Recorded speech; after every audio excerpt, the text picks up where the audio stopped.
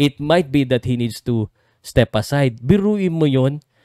No? Ilang beses niya po nadepensahan at nagbigay ng magandang labang kay Jerwin ng Kahas. 9 times niya po nadepensahan with Coach Joven Jimenez. And Coach Joven Jimenez says, dapat ba magpalit na ng trainer si Jerwin Angkahas? Okay ba yan? Bago ko sagutin yan, gusto ko lang sabihin sa inyo, sino po yung nakapanood nung kinukonsole po ni Coach Joven itong si Jerwin Angkahas nung kanyang pagkatalo? Sino po yung nakapanood ng video ni Sir JM Siasat? Sino po? Meron po ba?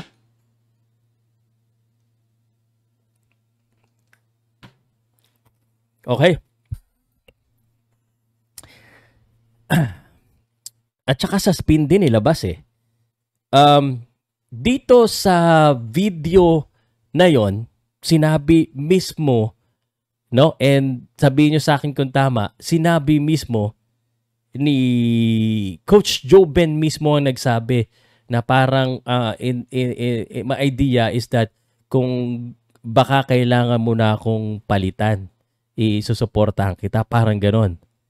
Tama po ba ako sa pagkakaintindi ko? Dahil talagang nadurog din yung puso ko sa sinabi ni Coach Joven, dahil parang, he himself understand that changes is needed. It might be that he needs to step down. It might be that he needs to step aside. Biruin mo yun. No? Ilang beses niya po nadepensahan at nagbigay ng magandang labang kay Jerwin Angkahas. 9 times niya po nadepensahan with Coach Joven Jimenez. And Coach Joven Jimenez says, pagkatapos ng pangatlong talo nila, of course kay Martinez, you might need to change, kahit si Fredo, kahit sino coach, that I have high respect for people like that. So Coach Joven, I have high respect with what you said. Nag-gets mo ba yun? Yung nagkusa ka dahil you know that you need to make change kasi nakatalo ka. I'm not saying that that's correct ha. Hindi ko sinasabi na tama yon. Hindi ko pa sinasabi. Pero, bigyan natin ng saludo si Coach Joven for recognizing that changes needs to happen. Diba? Ang tagal ko nang kasama yan. We had success. Parang sa Golden State Warriors, magkakasama sila. Sabay, kailangan na pala ibang ko si Klay Thompson. Nagets niyo po ba yung ibig sabihin ko? And for someone to step down from power, that's hard. Like, isipin mo na lang si Pau Salud, mag-step down dito, ibibigay ko na lang yung channel ko kasi sa ibang vlogger, ibigay ko na lang kay SB yung channel ko kasi hindi na ako effective. Magba-backup na lang ako sa'yo. Parang ganun. So, gotta give it to him. But here's the thing. Here's my opinion on that. And this is the same thing that I said kay Casimero na pinapalala ng iba na akala nila gusto kong papalit. It's basically all I'm saying is that sana mag-improve, magdagdag. Tama po yung magdagdag. Tama po yung siguro they need fresh mind. Miski si Manny Pacquiao, tandaan mo to ha, miski si Manny Pacquiao, nagpapalit ng trainer. Nakailang palit ng trainer si Manny Pacquiao. Diba? Nagdadagdag, nag-iiba. Pero, during those time, Freddie Roach still on his side. Minsan si Buboy, minsan si Coach Neri, and yung mga strength and conditioning niya nag-iiba-iba rin because having a different coach provide you different perspective. Kaya nga tayo iba't iba yung pinag-uusapan natin, iba't ibang tao kinakausap natin because we learn new things. Pangit pag ganun lang tayo ng ganun because hindi natin alam baka mayroon pang mas magaling na idea, mas magaling na strategy. So, sa akin, Coach Joven should stay.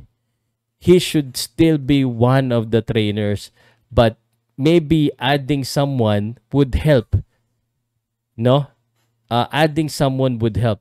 And actually, sa isa sa ano ko gusto kong sabihin, ano, again, I'm so proud of Coach Joben and Jeremy Nangkahas. You know, I think they should stick together. But one thing, if I may say, from the performance, magaling si Jerwin. He knows what he needs to do, but he was slow during that fight. I think he needs strength and conditioning and nutritionist para hindi rin hirap sa timbang. So, yun po ang akin. It's not Joben, it's probably the fuel. Yun yung sa akin. So, Coach Joben should stay. Siguro they might need to maybe hire Janet Arrow again or the likes of Janet Arrow and have si Coach Memo. Sa tingin ko, yun po yung pwedeng first move. Do you agree or not? I think kasi, I mean, hindi naman pwedeng bumaba kagad yung skills ni Jerwin. Alam natin, hindi natin maitatanggi na Jerwin is one of the may bilis, may lakas, may skills. Pero doon sa laban niya kay Takuma Inoue, talagang parang nawala masyado yung footwork. Ibig sabihin, kaya ni Jerwin dati. Nagets mo nga? Nagigets niyo po ba ako? Kaya ni Jerwin, nagagawa niya dati. Alam nga naman mawala yun. So, I think the main concern here is how can he get that back? Because we know that he already has the skills. Probably the problem is the conditioning and the nutrition. Probably. Again, hindi po ako boksingero, hindi po ako trainer, hindi po ako coach, but that's my perspective. What do you think? So, the answer to the question, the same thing as with Casimero. Casimero and Jason should stick together because nai-inspire si Janrel Casimero kay Jason pagkasama, but Jason needs to recognize that he needs someone to help him para mas mag-improve yung utol niya. That's the same thing with me. I need someone to help me.